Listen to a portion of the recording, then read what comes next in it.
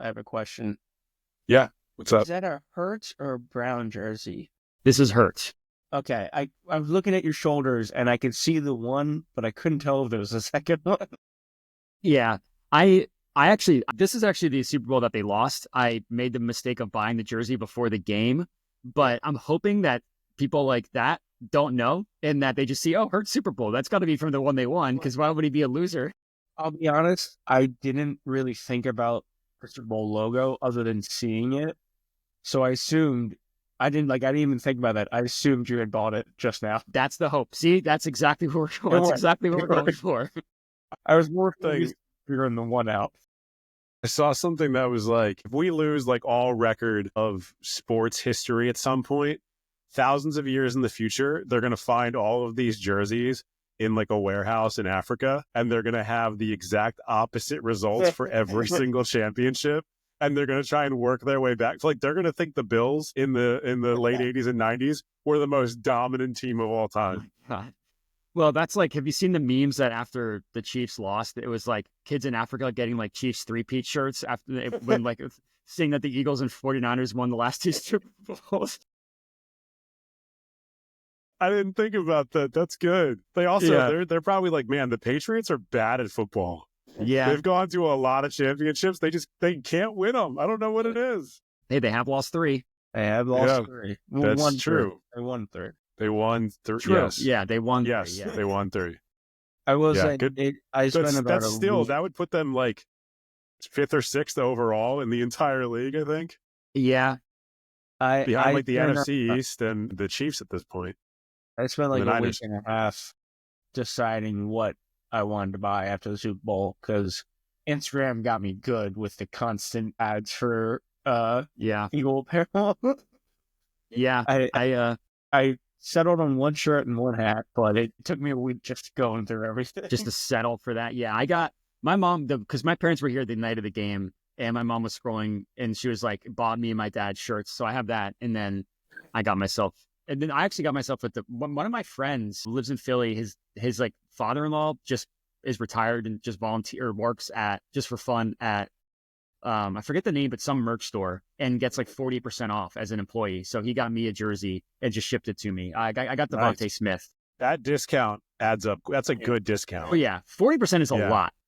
Yeah, particularly like for what merch costs now. Yeah, I really like.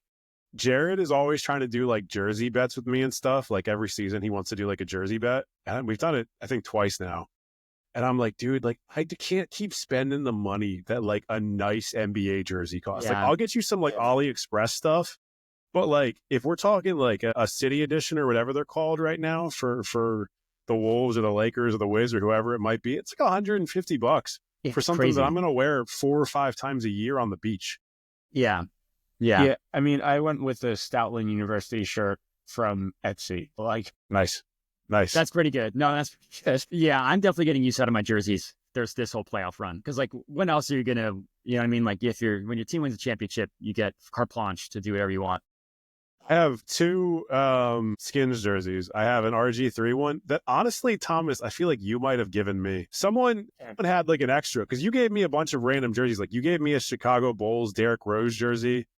You had like someone else's jerseys or something like that. I don't remember what the context was. I had a Syracuse football and basketball jersey, and my dad at some conference at the Bulls arena years ago, for some reason, like won a Derrick Rose jersey or something. I don't know. He came home with a Derrick Rose jersey.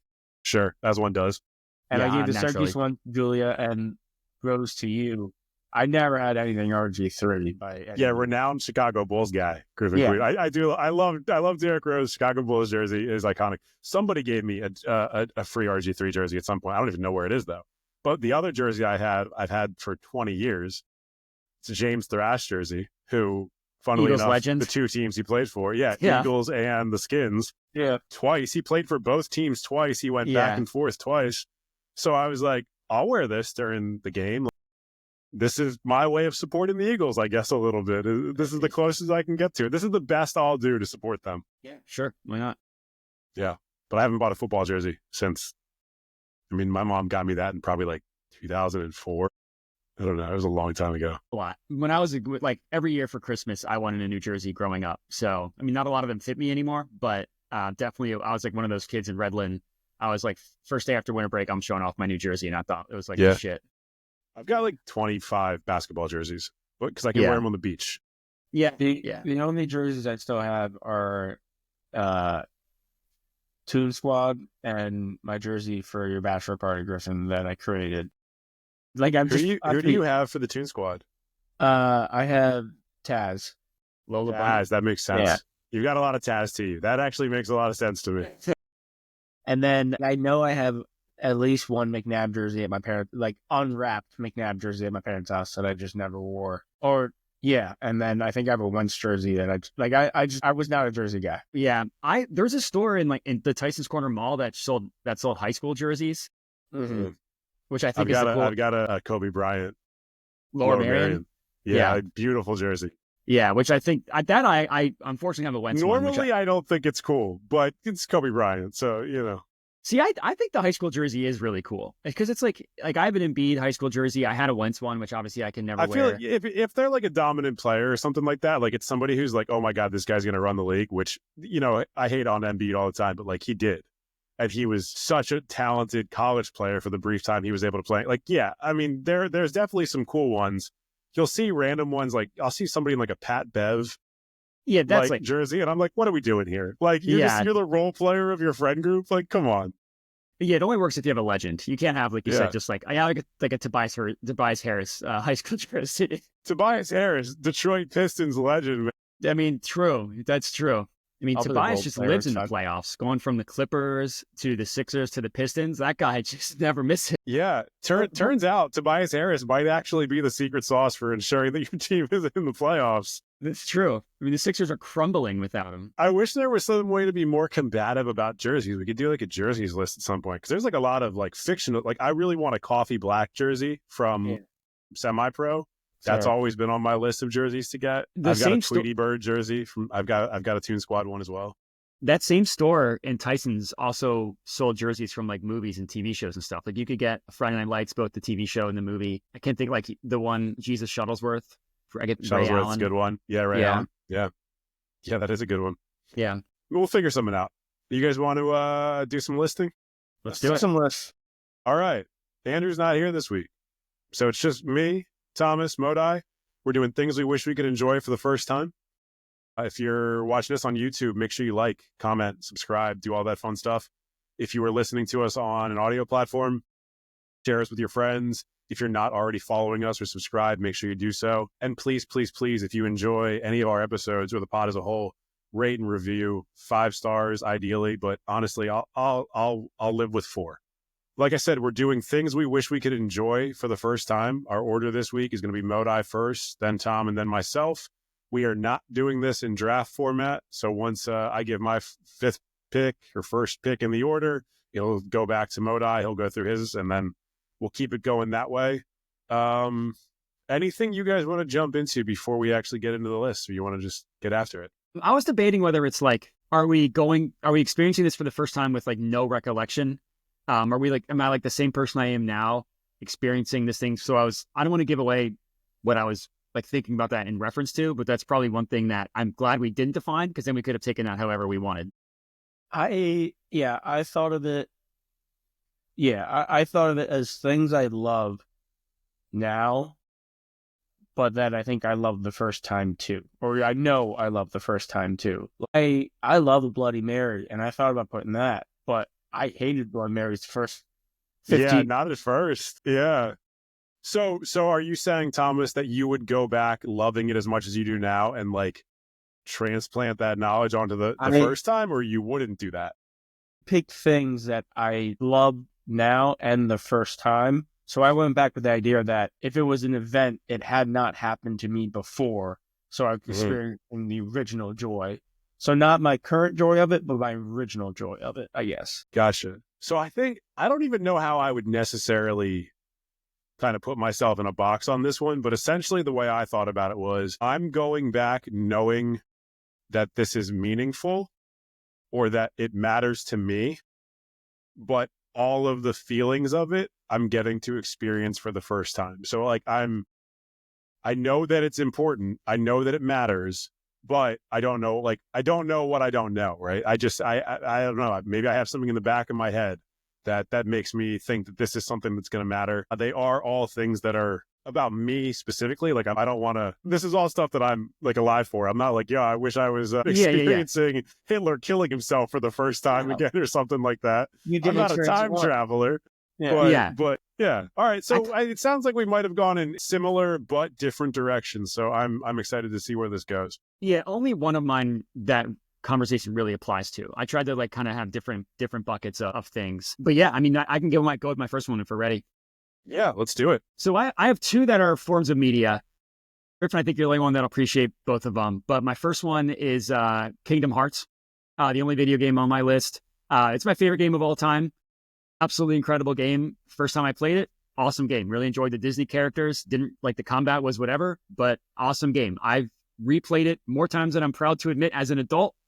I still love it. I think the story for the first one is really good. I get that like everything else after was terrible, and I'm okay with that. Like it didn't ruin my enjoyment, and it still doesn't, of the first game.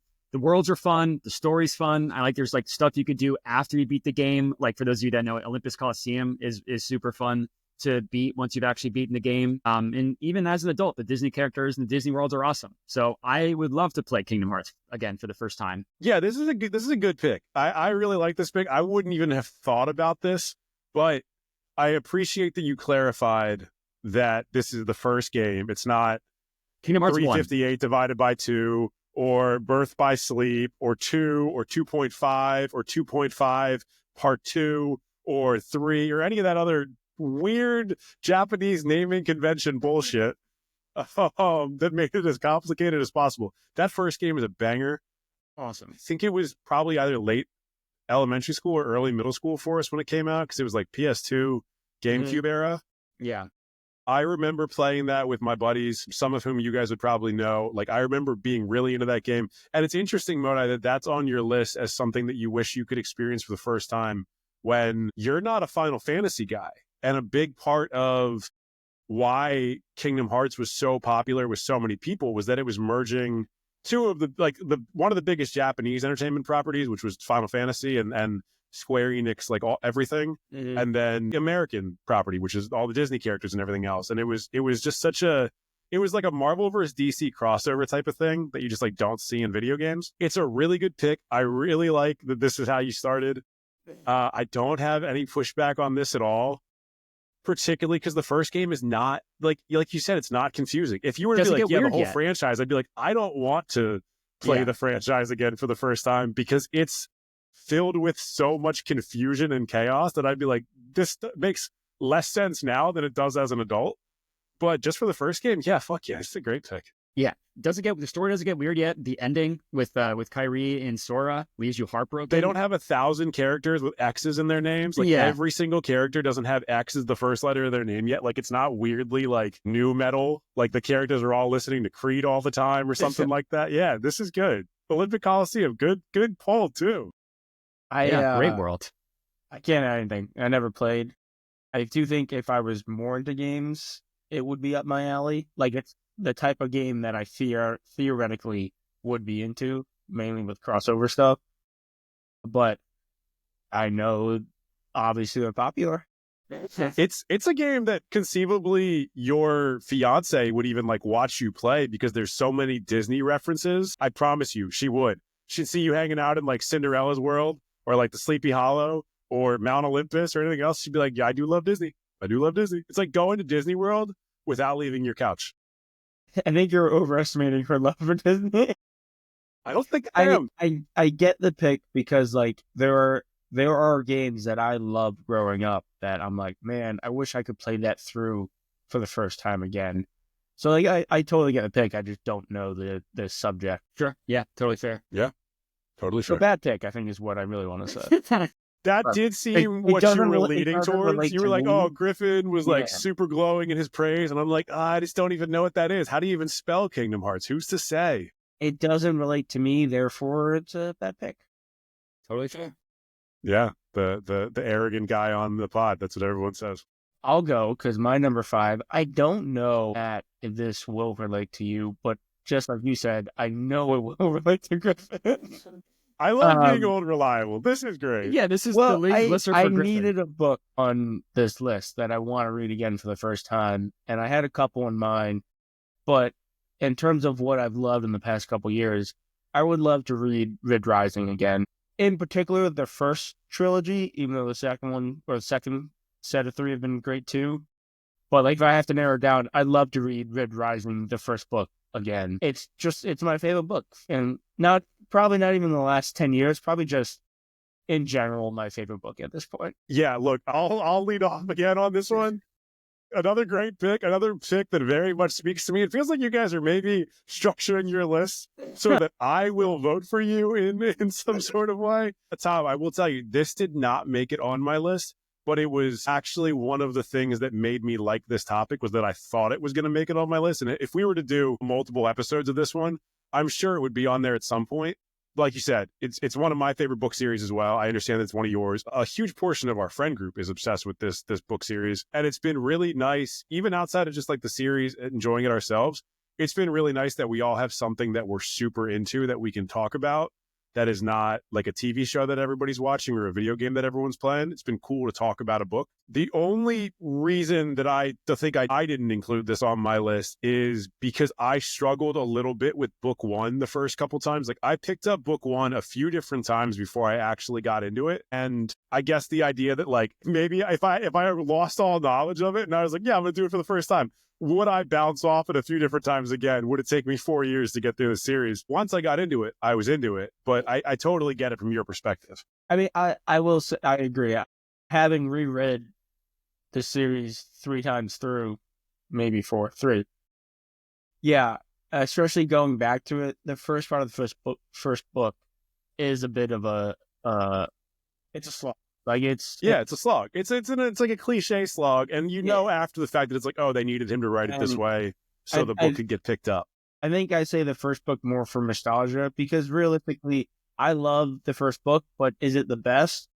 Yeah, probably not. But I think in terms of starting the series, like I said, I need a book on here, and in terms of other ones I considered, this just made the most sense for me. Really got it. Yeah, I started it because I know it's been highly recommended from Griffin and also one of my other friends that doesn't know Griffin. So the fact that like 2 people did separately meant something. I started it. I made the mistake of picking it up right before I moved from Denver back to the East Coast. So I just like moved and then everything got crazy. And then I just kind of haven't picked it up since because I was like, well, I would need to restart it because it's been so long. And I just haven't quite done that yet. But yeah, because I don't know it, terrible pick. Fair. So we're two on. Griffin likes this.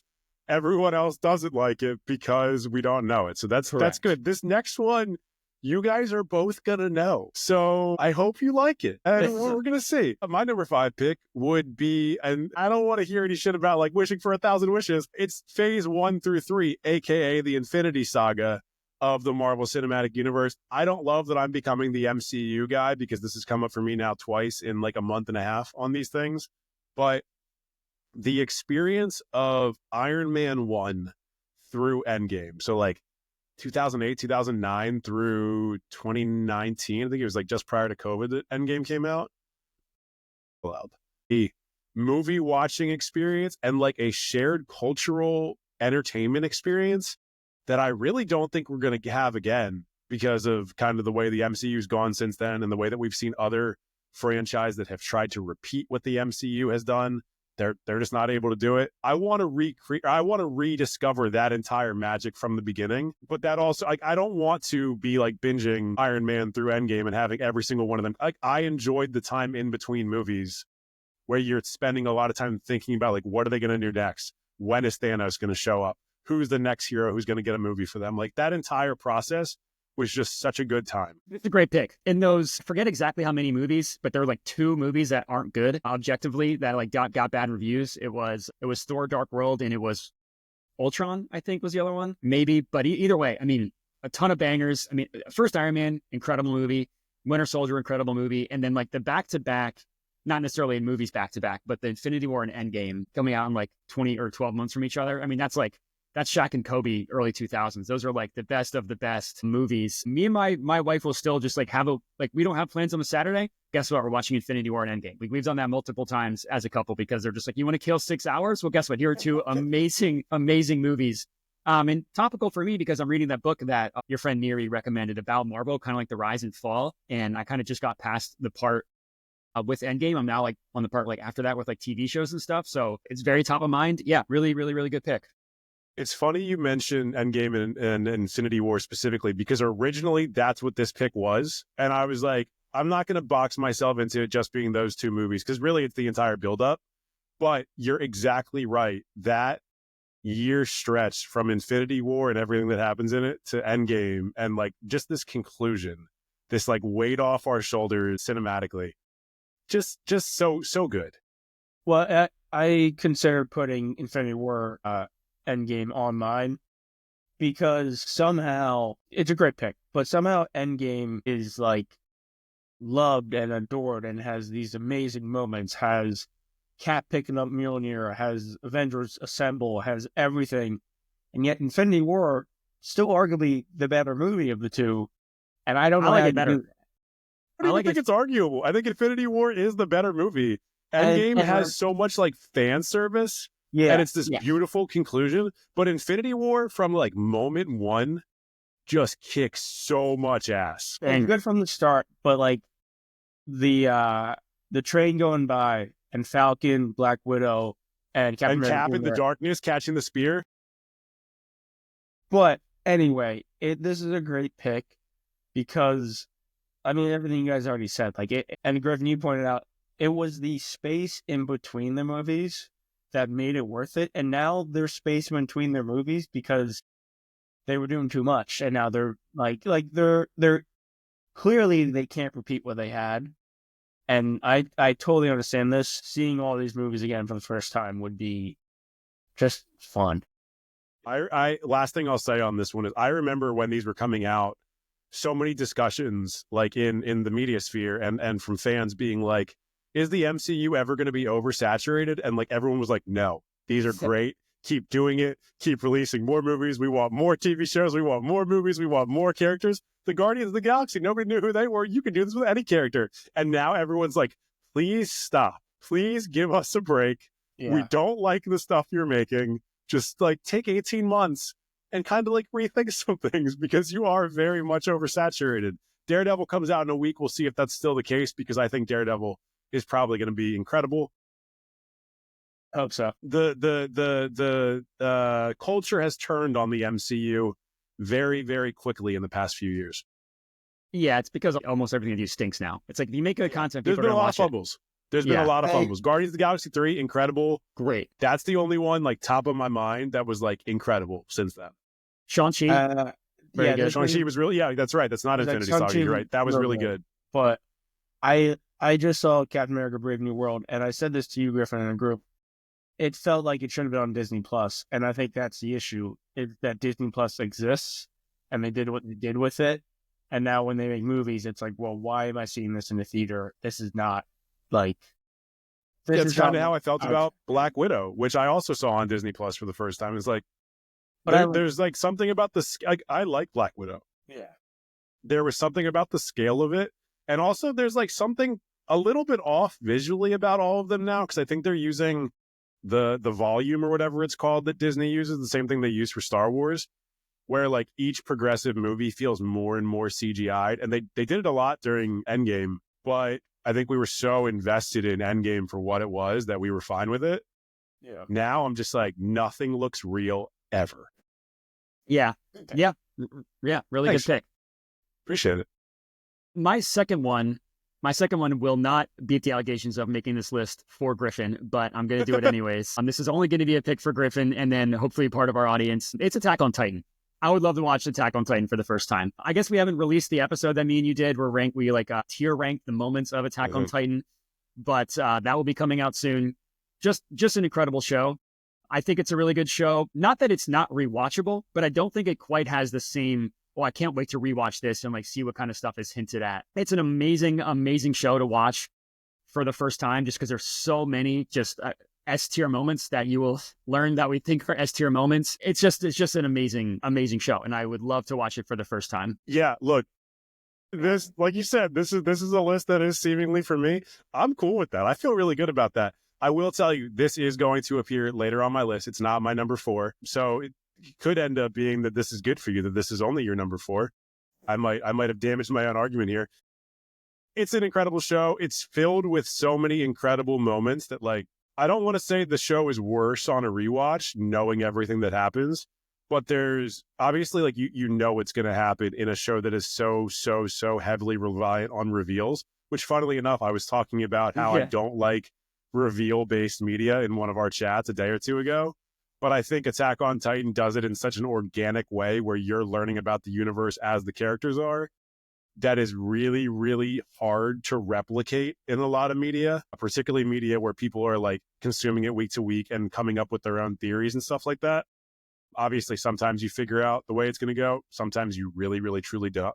And there's a lot about Attack on Titan that while I was watching it, people were very much wrong on their theories. But much like the MCU, theory crafting was a lot of fun of it. It was where is this going to go next? Which characters are we going to be introduced to?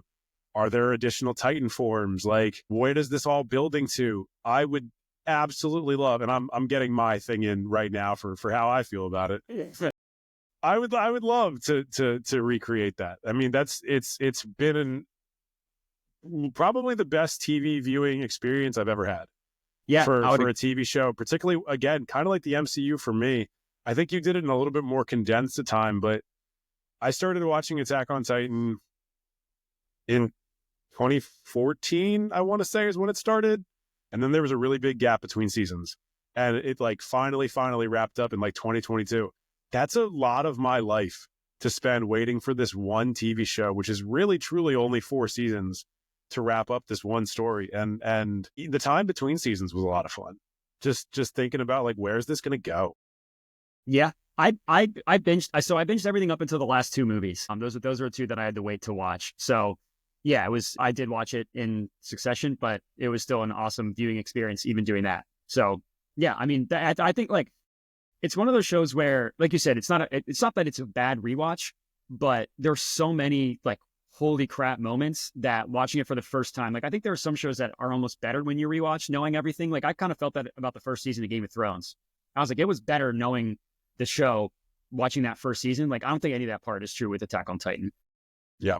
Thomas, your thoughts? This is much like your first pick, Matt, where like if I was into it, if I was into the genre, this is what I would like. And it's on my list to give it a try. I just haven't put in any time or effort or want or care or desire or want I to. I don't want, so I don't do. Yeah, I mean, but I can relate on the terms of like a beloved TV series. So like I understand where you're coming from. I just don't know the subject matter, and I don't think I know you anymore. Well, that's my last media-based pick, and also the last pick for Griffin. So I went out. I went out on top.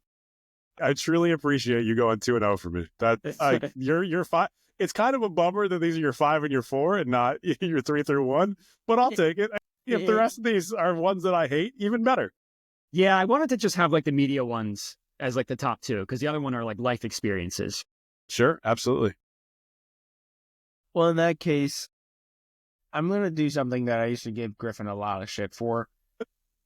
You're going to move some stuff around? You change your pick? I have changed my number 4. And to be fair, I told you guys, I have 6 things long. It's so funny that you have 2 lists of 6. Yeah, I know. I mean, I can make them longer. 2 lists of 5 and a third list of, starting to be 2. Or 1 list of 12. Or 1 list of 12. I wanted to diversify my list, and then after talking about things we've talked about, what I took out of number 4 is back into number 4. And that is rereading the Marvel's first Civil War run in like, oh God, I had to look up the year. 5? 6? 6. I wouldn't say 6. It's somewhere around then. But at the time, 6. I was part of like their subscription. And like I'd get the monthly comic in the mail, and I had the Avengers and I had Spider-Man, and going through the Civil War and reading it. And it's the same thing you said with the MCU movies. Like the wait in between, you get more invested. And to read that event again, and then the build up, the event, and then the aftermath, I would love to read that story again, like with no knowledge of what's coming. Dude, there were nationwide news articles about Civil War, particularly the aftermath with the Captain America sniper killing. Yeah. It was like I remember when Captain America died at the end. Like it was like a few issues right after Civil War ended. It was like he was walking up the court steps on his way to trial, but it was still like technically part of Civil War, right? It was like it was was like people started talking about how it represented a post 9/11 America, and I was like, I've never seen people care about comic books to this extent the way that I care about comic books. And it was incredible. And Civil War was incredible. And I mean, like looking back on it, are there issues with it? Yeah. Like I think like heroes fighting heroes as events, they go to that well pretty often and it gets frustrating. But at the time, there was like they touched every single portion of Marvel Comics as a company, and everyone for like a year and a half was dedicated to the Civil War run. So if you were on a Wolverine book, you were doing Wolverine Civil War. If you were on Thunderbolts, you were doing Thunderbolts Civil War. Like that entire thing to fully take over the company and the comic book culture to that extent. So cool. Such a good time. I think it had some bad effects on the industry, but it kind of is what it is. I get where you're coming from with this one. There's been some other runs that I've enjoyed more, but I don't think there's been a moment in time in comic books that has been as big for comic books as Civil War was. And you did mention some negative effects of it. I do think they tried too hard to repeat what it was. But yeah, I mean, 06, 07, by the way. You also get some nerd cred that I never had. I never had received monthlies. I never had a pull order at a comic book shop. I never had them come direct to my mail. I would just go every month and like haphazardly grab the ones that I could afford. And then the other ones I would either borrow from friends or I would read online and then buy them after the fact as trade paperbacks. But that was like the level of nerd that I am. The fact that I never like was actually signed up for any mail order comics is actually kind of insane now that I think of it. If I remember correctly, the subscription was originally like 6 months and I got it for Christmas from my dad because he would always read them after me. So sure. And then that's at the end of it, I was like, no, I'm going to keep doing this. And the little money I made as a lifeguard is going to this one subscription. Mine went to McDonald's. So yeah, that's where I was at. Two good things. I'm a little bit of a nerd poser because I never got into comic books. Even as an adult, as I've read manga, I haven't gotten into comic books. There's still time. There's still time. Yeah, my life's not over. There is still time. But this just makes me. Well, it's definitely not over right now. Maybe shortly. We'll never. We don't know. This just makes me think that you got to watch. Knowing that you have this level of nerd in you, Thomas, just makes me think that you got to watch Attack on Titan. That's my only real comment. We're both nerds, and they just seem to be not a lot of crossover. You guys just like diverged. You were like, I'm going to be a nerd, but not like that Modai guy. Don't like that guy. Did you know that Thomas worked for Marvel at one point? No. That's a fun fact about Thomas. That is part of his origin story. The origin story of the hero. Yeah, that's cool. The Marvel internship that truly should have become a job, but we won't get into that right now. I'm pretty sure I still have some YouTube credits out there from them. I think you do. I think I went to your the channel that you used to work for at one point. I think I had some stuff like favorited from back when you were doing stuff, and it was still available. Good pick. I like your pick a lot, even if again you guys are speaking past each other. I'm having the time of my life. This is a good vibes Griffin podcast. Matt is in the center of my screen, so I'm just kind of talking over. Yeah, just sailing right past. Okay, my number 4.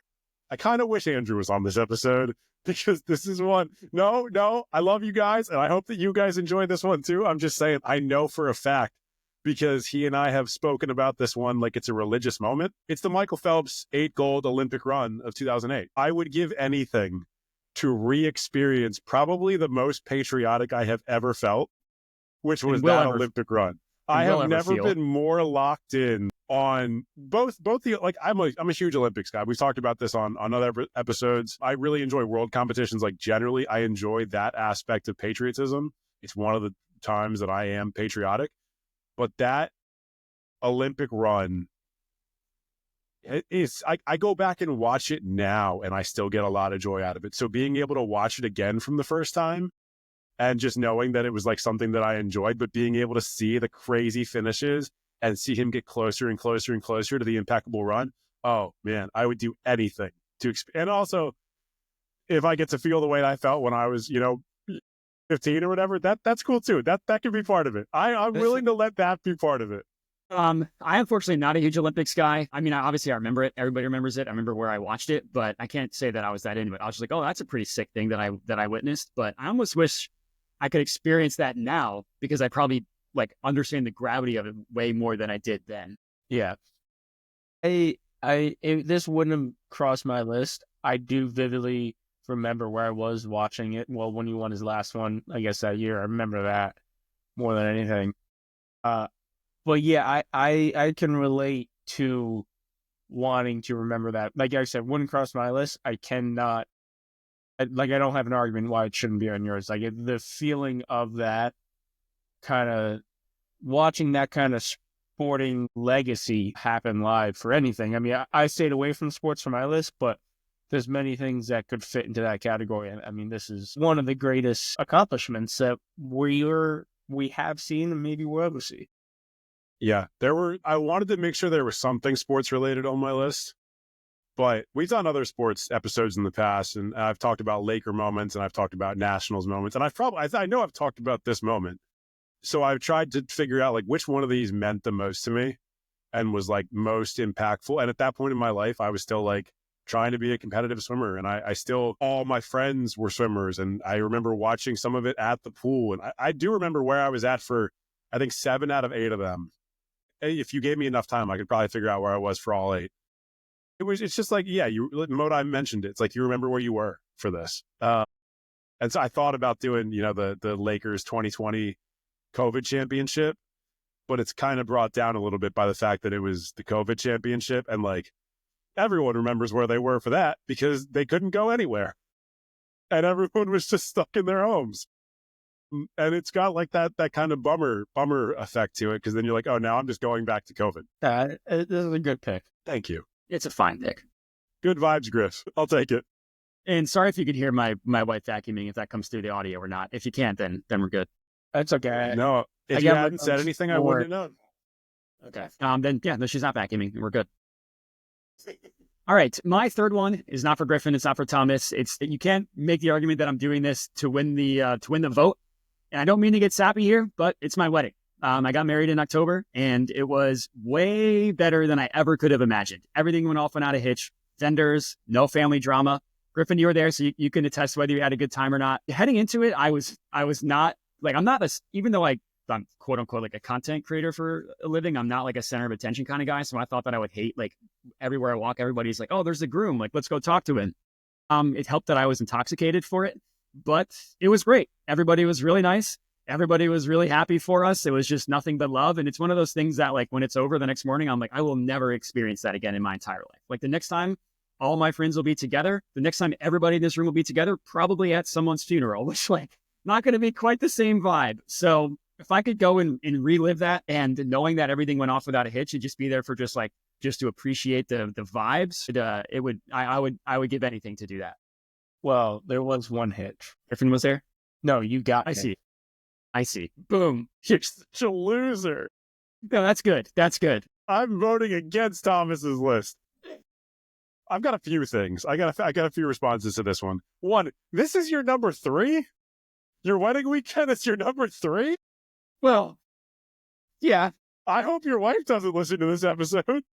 She asked me what my list was. I told her this was number 3. That's good. That's good. All right. Well, I hope that doesn't cause any strife in your marriage.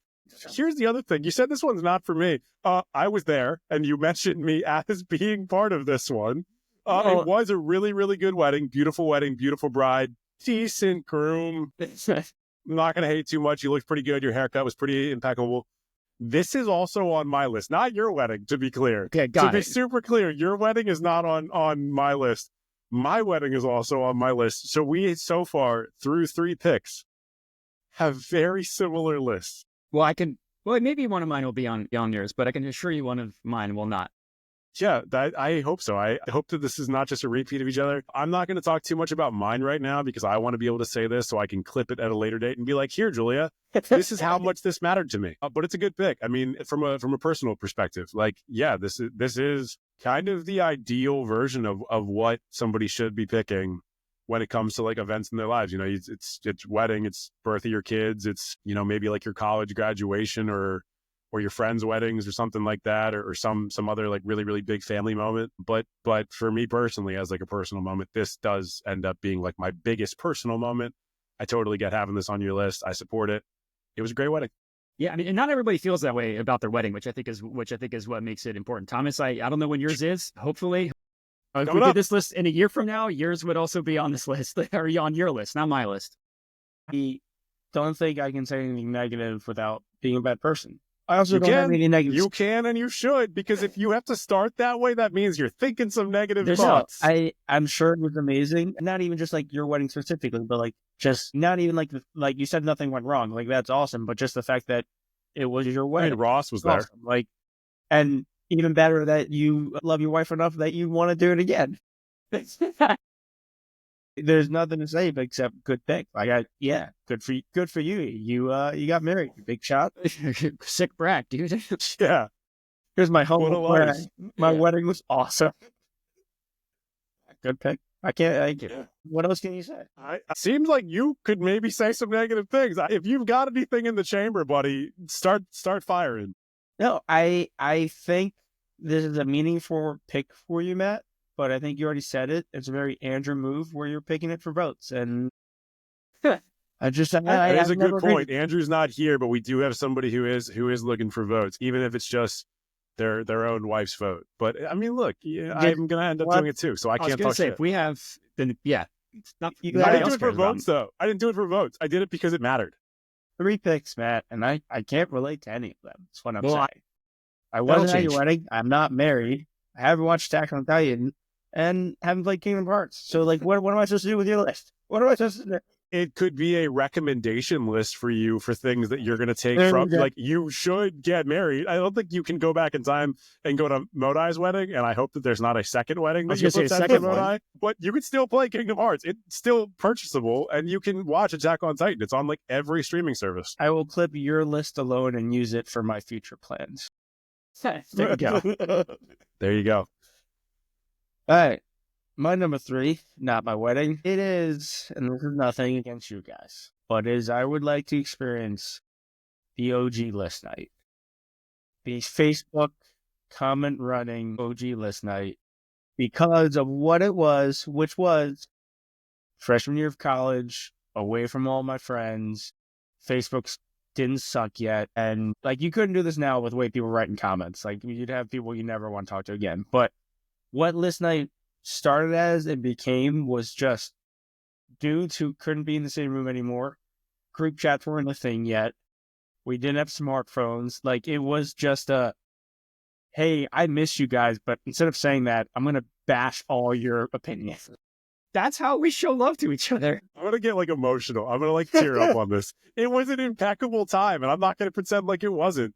I'm sorry that I keep being the first person to respond to all these, but it does feel like these lists have been designed to like get me into like a glass case of emotion.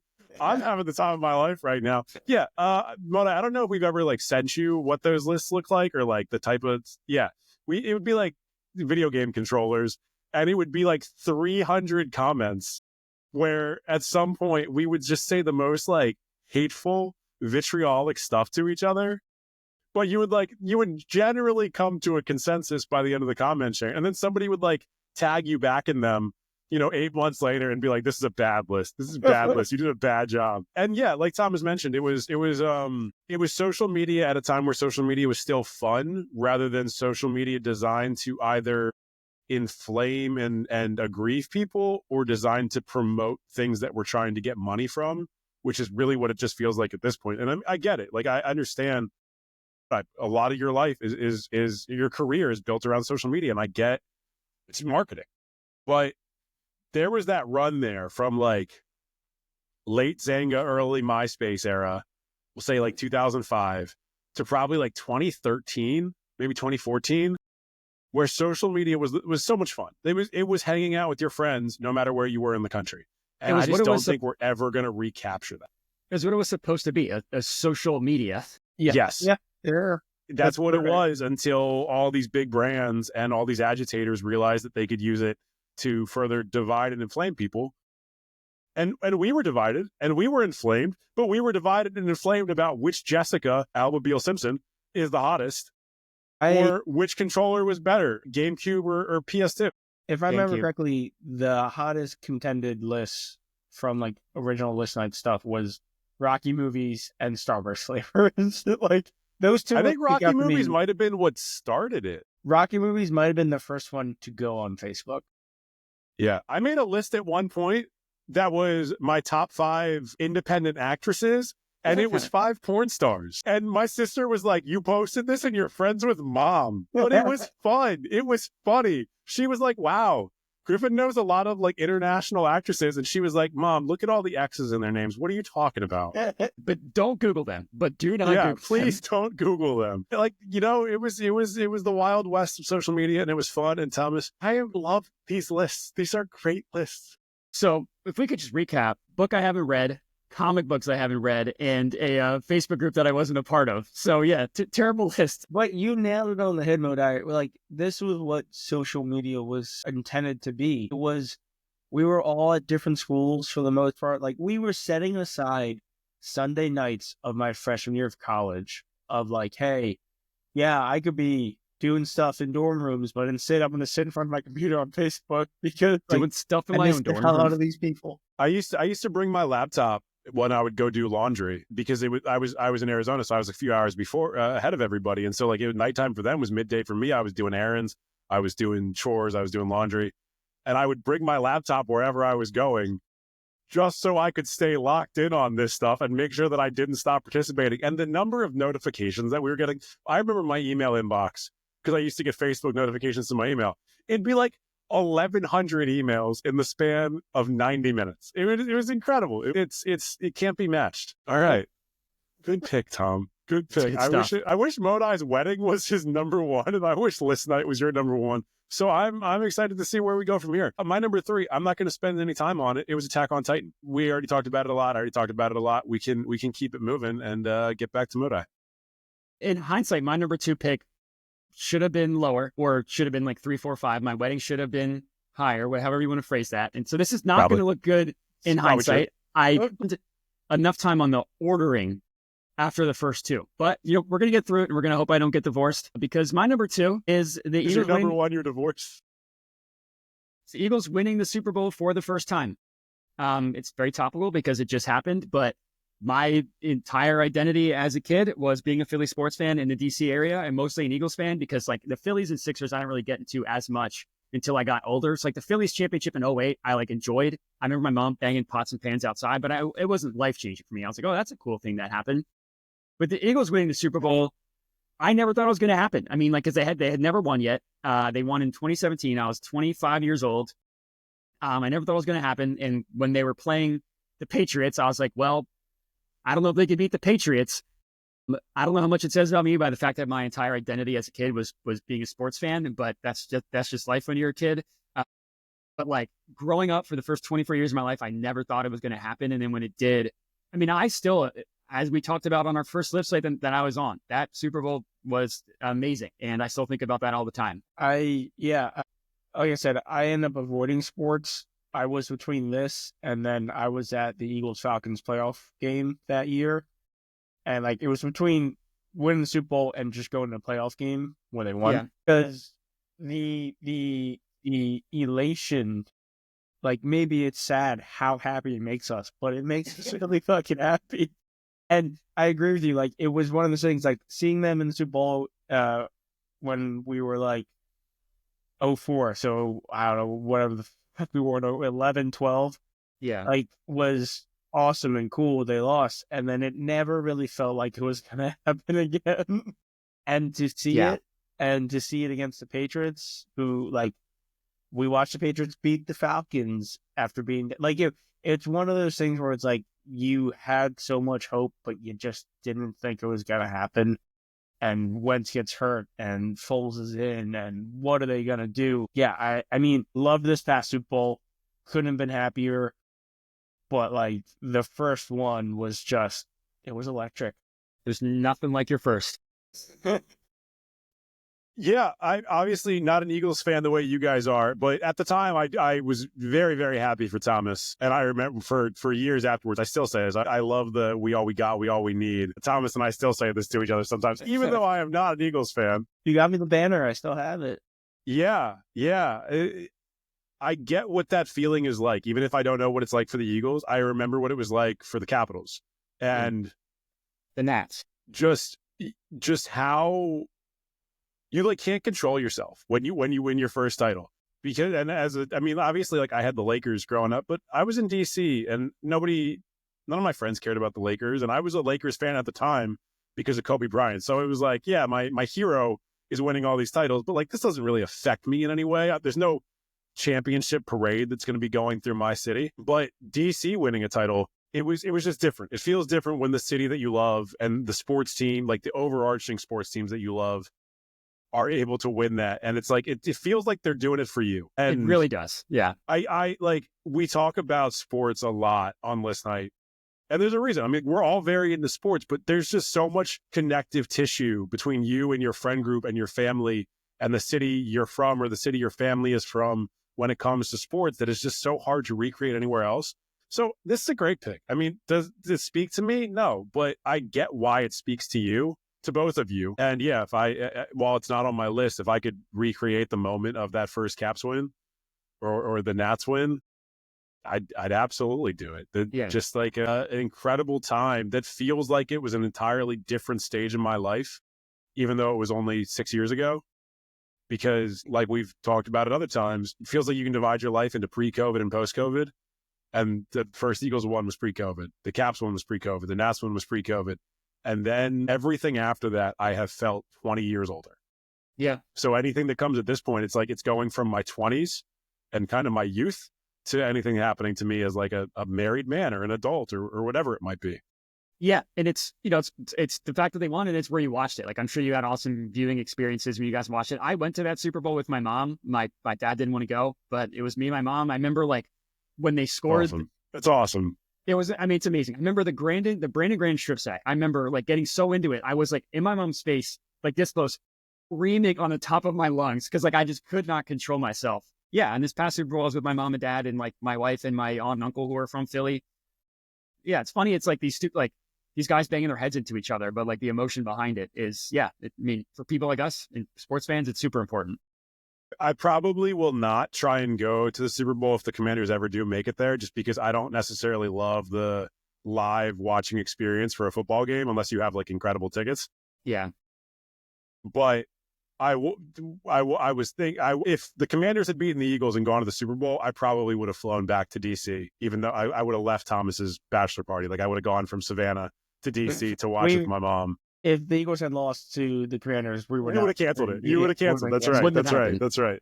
Because I so badly I watched some of the Nats World Series games. We did the away games that were in Nats Stadium. Mm-hmm. My mom came to those, and it was just such a great time watching that. But like the Skins are her first love, and she so badly wants to see them win another one. Like being able to watch that with your mom, that's got to be the best feeling. It's awesome, and it was awesome. Yeah, my mom's a Cowboys fan, so. Well, you can root for her happiness, but not too much happiness. 3 quick things if I remember all of them. Griffin, do you know who won the Super Bowl, the previous Super Bowl, the year the Capitals won the Stanley Cup? Was it the Eagles? It was the Eagles. So it was the Eagles. Go Birds. Yeah, I was in DC for the Capitals winning, and there's something about being in the city when it happens that's just electric. The air is supercharged. Yeah. You can feel it in the air that everyone is like collectively ready to go crazy. And then Super Bowl. I thought about this a lot. If I'd rather go to Super Bowl Eagles are in or when they're not in, and I don't know. Because I'm with Griffin, like, watching football live is awesome, but I'd rather watch the Eagles on TV, I think. But the feeling of being there when they win, I feel like I'd want that too. So I don't know what I'd want. Yeah. At this point, you can go see it live because you've now seen 2 Super Bowl wins in, 7 years? 7 years, yeah. So you'd be able to have both experiences. Yeah, I'll say this, and we can move on. When in the middle of the game, when I was watching it, and that game was super close, I was like, "This is the biggest mistake I've ever made in my life." I was like, "I have to fly home after they lost the goddamn Super Bowl." I was so like, I've never been more. I think being at the game added an infinite to my level of stress. Yeah. Oh, yeah. No. I think that's part of my feeling too of it. It's like even watching this past Super Bowl, I was like, I'm with a bunch of guys that if they lose, Andrew's there, yeah, but he's not gonna be a dick, and we can just move on. But if you're at the game, Andrew is genuinely the perfect opposing fan to watch a big game with because he will not be a dick. He doesn't have it in him. He self-destructs. Yeah. He'll collapse upon himself. Although this one, he wasn't terrible because he was like, yeah, we've won a bunch of titles recently. He disappeared from the couch for a while and just ate a whole thing of guacamole pretty much by himself in the kitchen. I didn't notice him doing that. Me, him, and Travis, the other Eagles fan, were on the couch, and then it must have been the third quarter. Andrew was no longer on the couch, and I don't think he ever came back. Maybe he came back at some point, but he was just eating chips in the kitchen.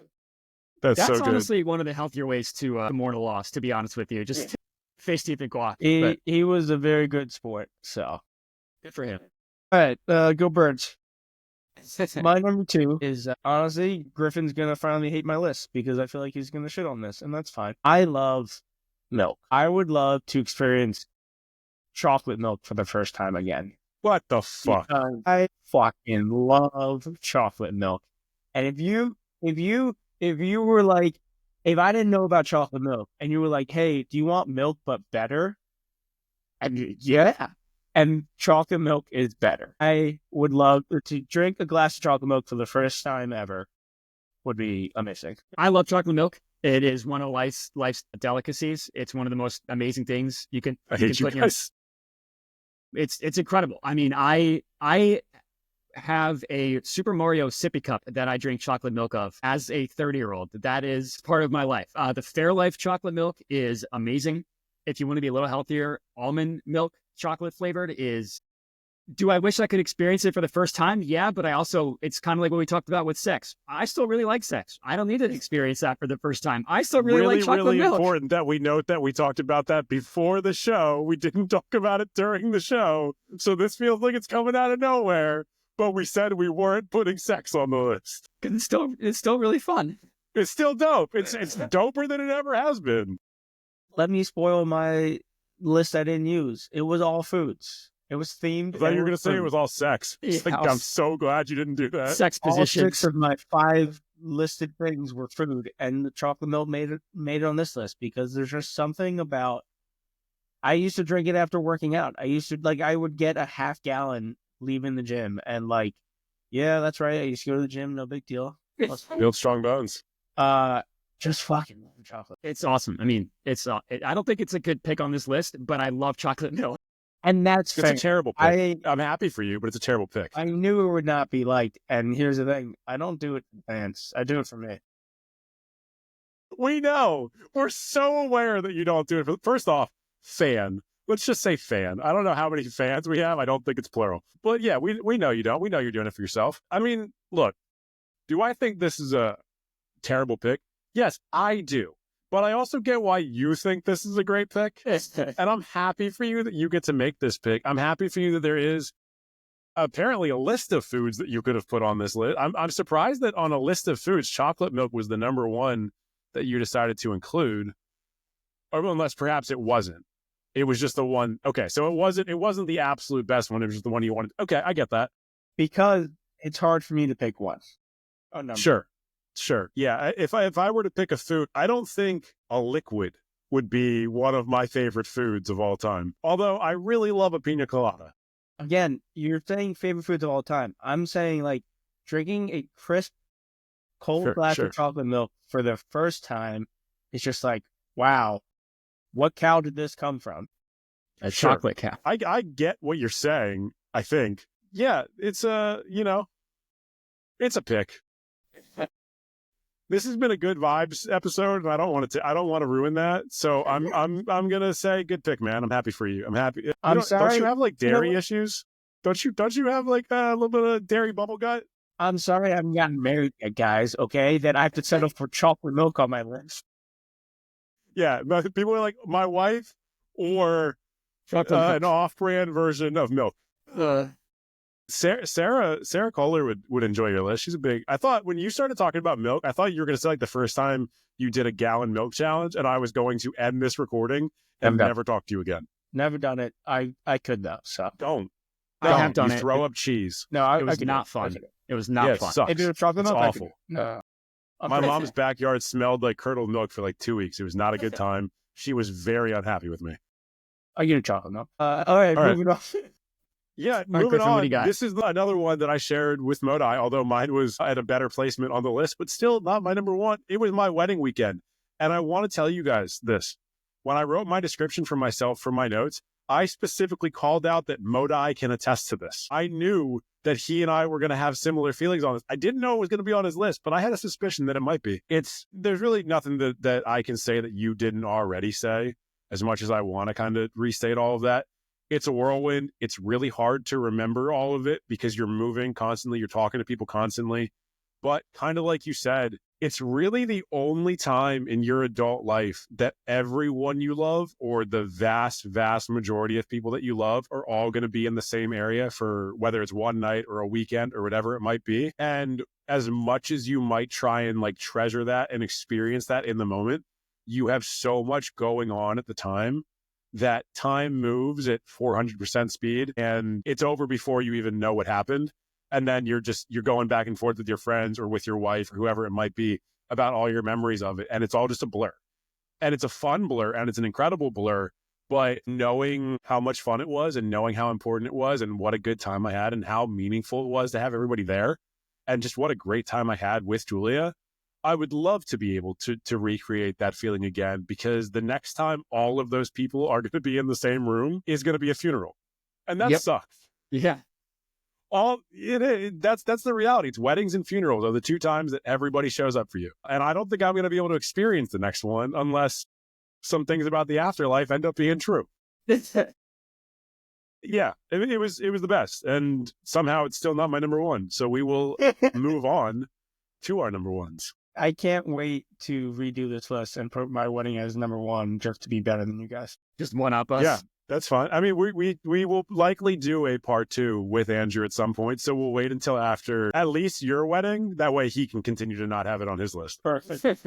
Yeah. The one thing I'll say about yours, because I was at yours, fortunately, I'm glad you said wedding weekend, because weddings are always fun. They're always great, especially as a guest. Like, some are better, some are worse, some have things that others don't have. The day after your wedding, Griffin, was just a phenomenal day because there were still so many people there, but it was calm and it was awesome. Yeah, it's good vibes all around. It's what you guys have already said about why was so great about your weddings. Like, having the people you want there be there. Yeah, I get emotional when I think about the weekend as a whole, from Thursday night through Sunday night.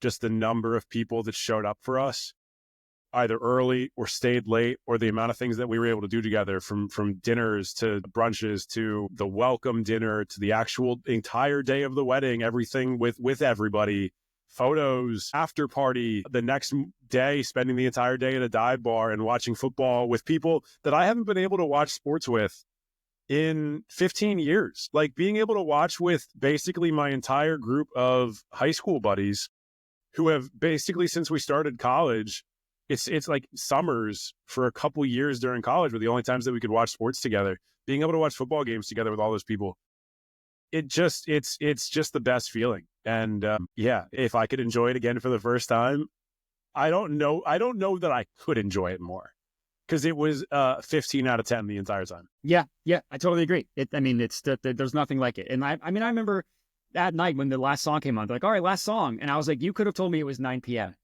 That feeling of them being like, all right, this is our last one. I'm like, get the fuck out of here. Like, it is still daylight outside, and it's like, no, it's 11 p.m. Yeah. I mean, that's exactly what happened. Well, see, you guys are really talking these days up, and yet they're not number one. Well, I like to believe that I have a good number one. I hope Modi does too. And Tom is I don't really, think we're saying. yeah, we'll see. It'd be really funny if we had the same number one. I don't think that we do. Well, maybe it'll be a similar message, but yeah, we can just do it. I don't know how I think you guys will probably agree with this. I wish I could relive college, and I don't mean I could relive it as 32-year-old Matt who wants to go to bed at 9 p.m.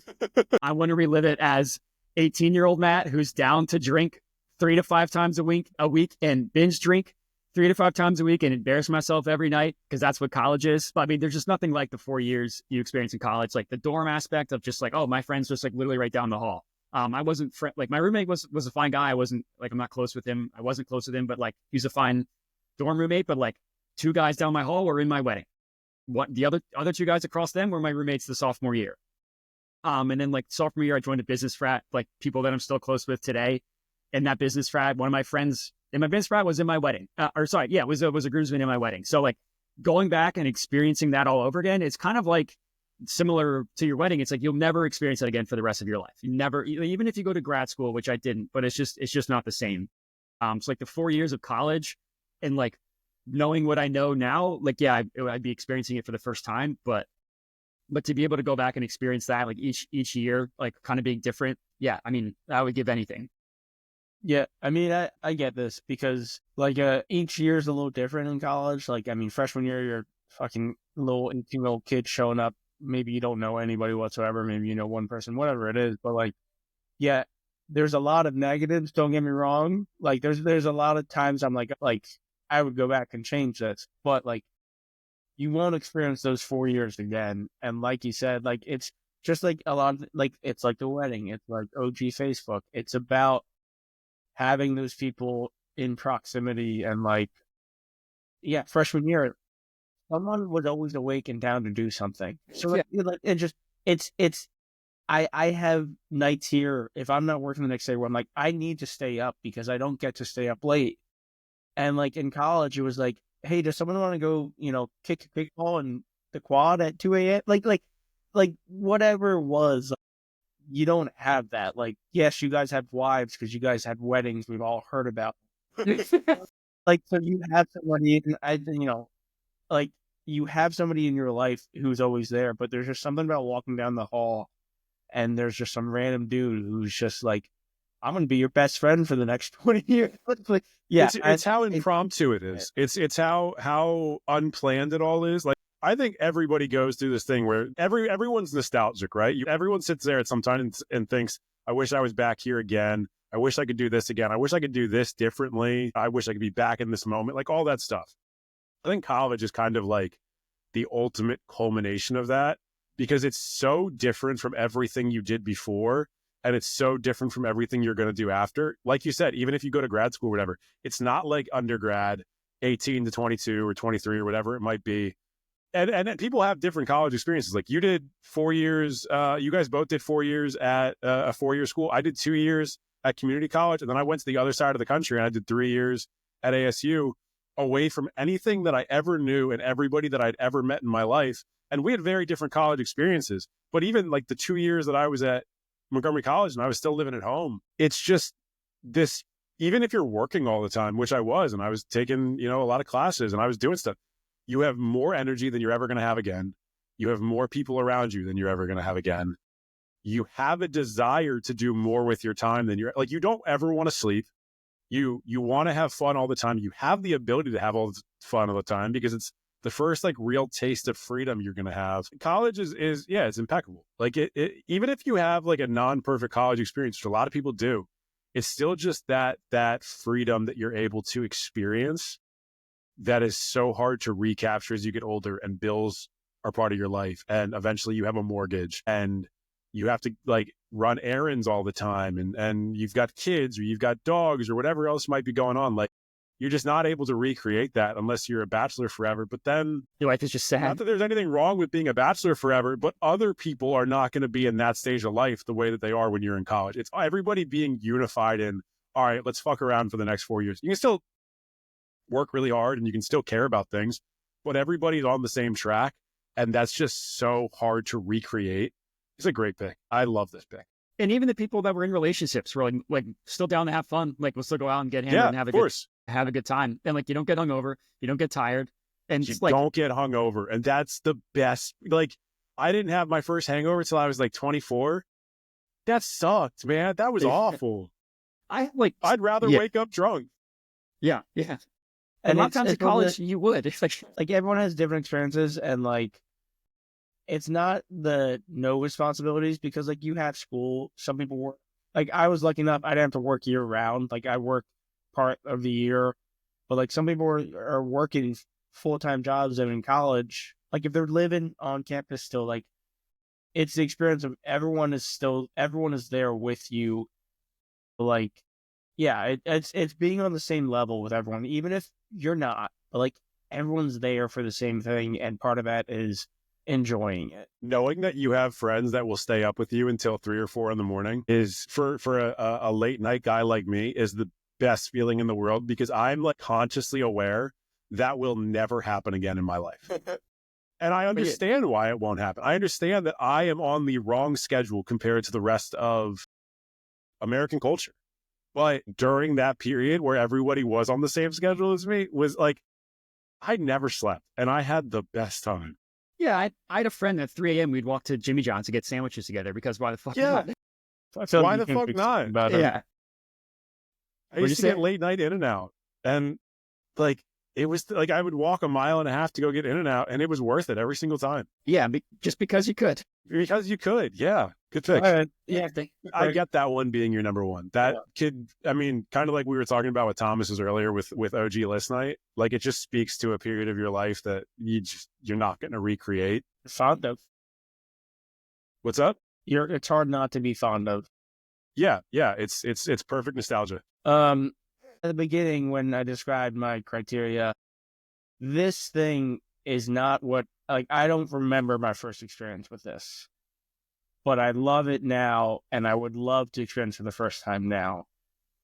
And that's the ocean, because I love being in the water. I love being around water. I love the ocean. I love swimming in it, body surfing, beach, whatever. And I don't remember, I was a baby, toddler, whatever, my first time. So it probably wasn't great. I was probably scared. But like, you see videos of people seeing the ocean for the first time, and like to experience that kind of amazement and what I know I love now of it, I think that feeling would just be overwhelming, and I'd be into it. Happens in an anime that we may have talked about during this episode. That's true. Like, They experience spoiler it. alert. Yeah. Yeah. I thought about this. I thought about like my first time actually like enjoying being in the pool, or my first time enjoying being in the ocean. But it's so hard to like narrow that down to a specific memory that I didn't include it. But I love it as a pick because it is such a like it's not just a meaningful one. It's also like I would love to have like my adult brain, but be able to rediscover what that felt like, because that's probably like the purest child's joy that you could imagine. And in the moment, it's like everything else in your life that's filled with joy. But like being able to recreate that, like it's got to be just like religious. Yeah, I love the beach. When I was a kid, I mean, we'd go to the beach, you go to Ocean City or Bethany or whatever. I'd be in the water as soon as we got there. I'd leave the water for the first time as soon as we left. Like you could not keep me out of the water. I enjoyed it as much every single time I went to the beach as a kid. So I don't necessarily know that I needed to recreate and experience that for the first time, because every single summer when I would go to Bethany, it felt like the first time. That's fair. So yeah, I mean, I love the ocean. As an adult, I'm not a sit on the beach and just do nothing kind of guy. Like I like to be on my feet and do something, and nobody wants to be in the water for 8 hours anymore, like as an adult. So yeah, I don't get the same.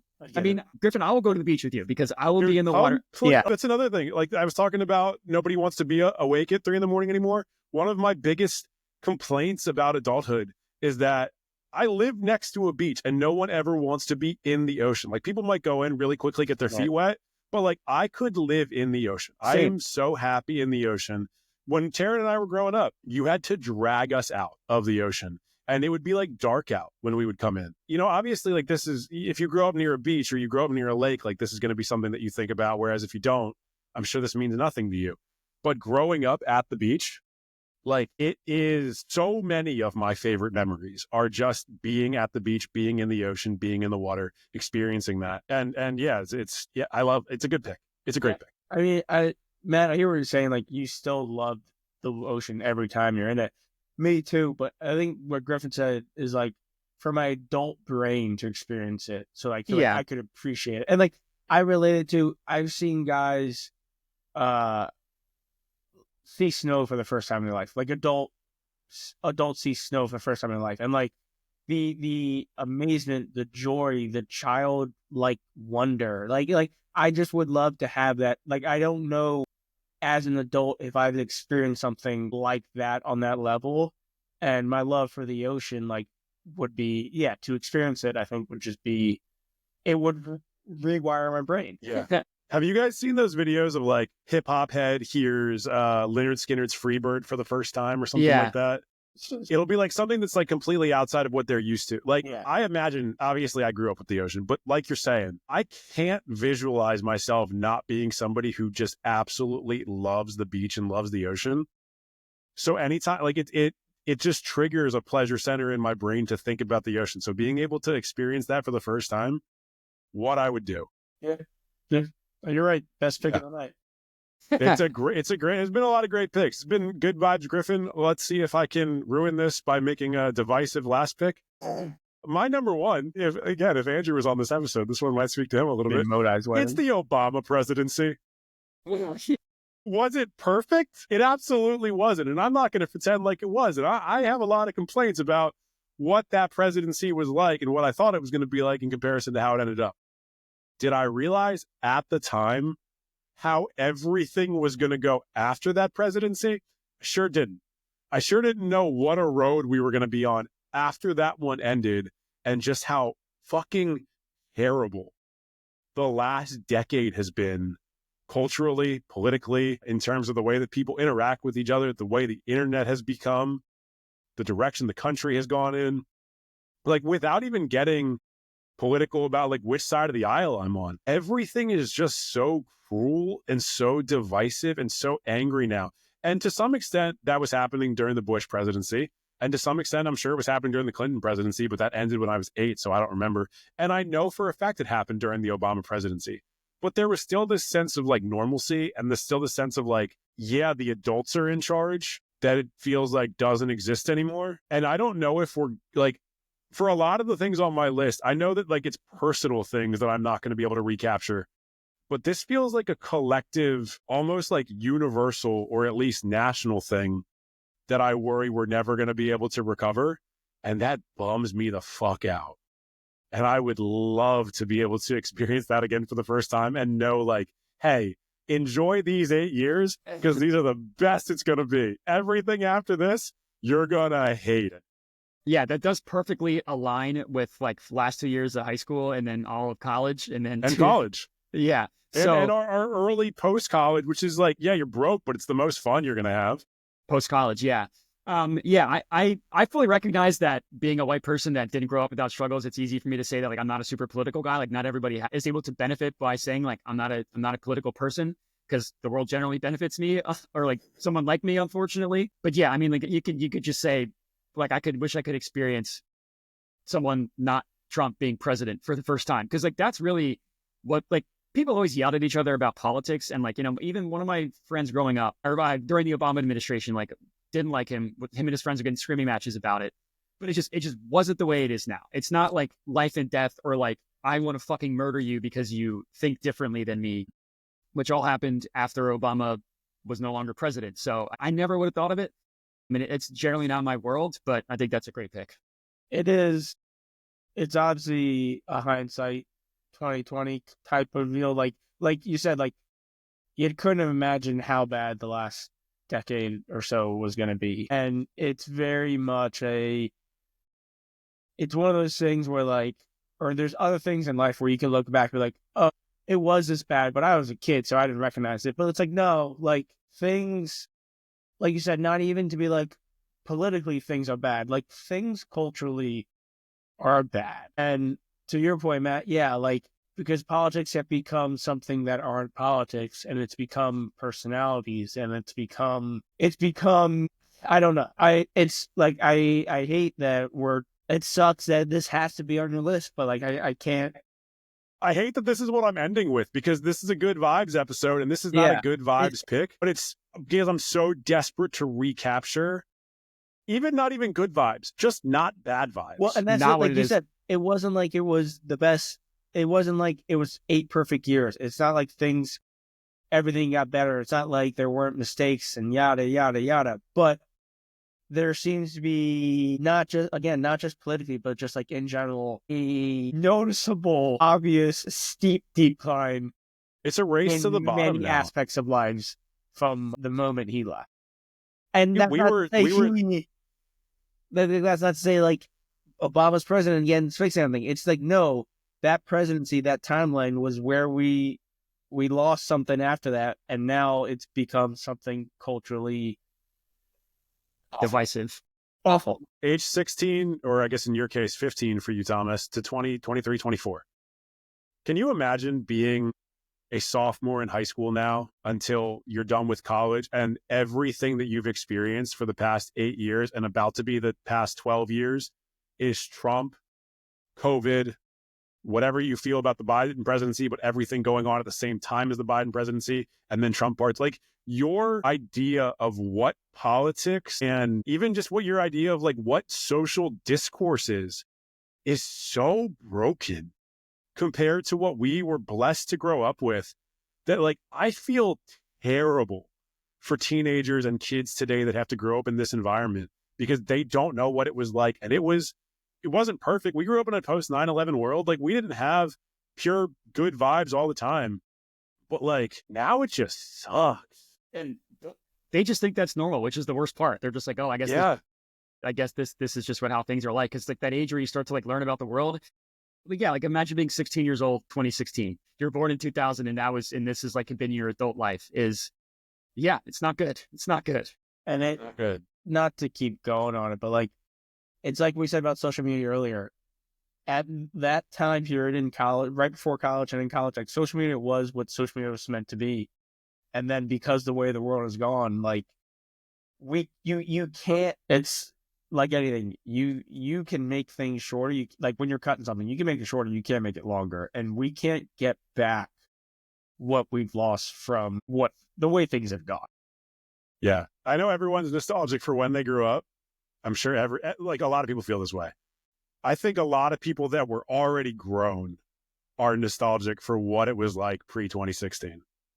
That sucks. And it feels like no matter what side you're on, you know what I mean? Like those, people on either side now probably like aren't happy, but like no one's happy. No one's pleased about how divisive it is. Yeah. It's just whether you're on top for a few years or whether you're on the bottom for a few years. But no matter what, no one feels good about this. I feel better about my chocolate milk pick because I think it just makes people happier. Yeah. No, I had a good vibes list going, and then I was like, you know what?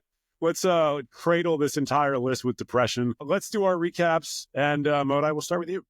Yeah, real quick, I'm just laughing at somebody listening to this podcast that had a horrible wedding experience, is now divorced, and like dropped out of college. There's like, God, these lists are terrible. These guys are awful. Anyways, events that I wish I could experience for the first time. Kingdom Hearts, number 5. Attack on Titan, number 4. My Wedding, number 3. In hindsight, looks really bad. The Eagles winning the Super Bowl, number 2. And college, number 1. Number 5, Red Rising series by Pierce Brown. Number 4, Marvel Comics, the first Civil War run, 06-07. Number 3, OG List Night on Facebook. Number 2, cold, crisp, delicious glass of chocolate milk. Number 1, the ocean. Great. Good stuff. Very liquid-based list for you. My number 5, phase 1 through 3 of the Marvel Cinematic Universe, the Infinity Saga, which ended with Endgame. Number 4, the Michael Phelps 8 gold Olympic run. Number 3, also Attack on Titan. Number 2, also My Wedding Weekend. And then number 1, the Obama presidency. Good stuff. Yeah. Guns to our heads. If somebody had to vote on these, you can't say your own list. Probably Griffin's, because I don't know how many. Because Mona and I both had 2 on each other's lists that we can't relate to. Yeah, I was gonna say Thomas's. I thought Thomas. Yeah. I thought the ocean was really gonna get some people. You relate to all of ours. That's true. He hasn't gotten married, so that's already going to knock him down a peg because people aren't going to want to vote for that. And all the people in our friend circle who aren't married are like, that guy. I like that guy. True, that's true. The non-married people might, but yeah, I think not enough people from my list have watched Attack on Titan or played Kingdom Hearts, and then from Thomas's perspective, Red Rising or the Marvel comics. 3 through 5 on our list. We can't relate to each other. Yeah, we can relate in the abstract. It does feel like these lists were largely built for my benefit, and I appreciate that. I don't know what that says about you guys, and I don't know what that says about me. But after my bad vibes number 1, I'll take any victory I can get. Yeah, so Griffin, you'll probably win. Yeah, I'll take it. I don't think we've done the voting for the past few episodes, but hey, maybe this will be the time we change it. If you're still here and you're watching us on YouTube, like, comment, subscribe, fun stuff. If you're listening to us on any audio platform, follow, rate, review, share us with your friends. If you enjoyed this episode or you didn't enjoy this episode, share it with somebody because somebody else might enjoy it. We are here every Wednesday. Keep tuning in. Make sure you follow us on TikTok, follow us on Instagram, follow us on Twitter. We will see you next time.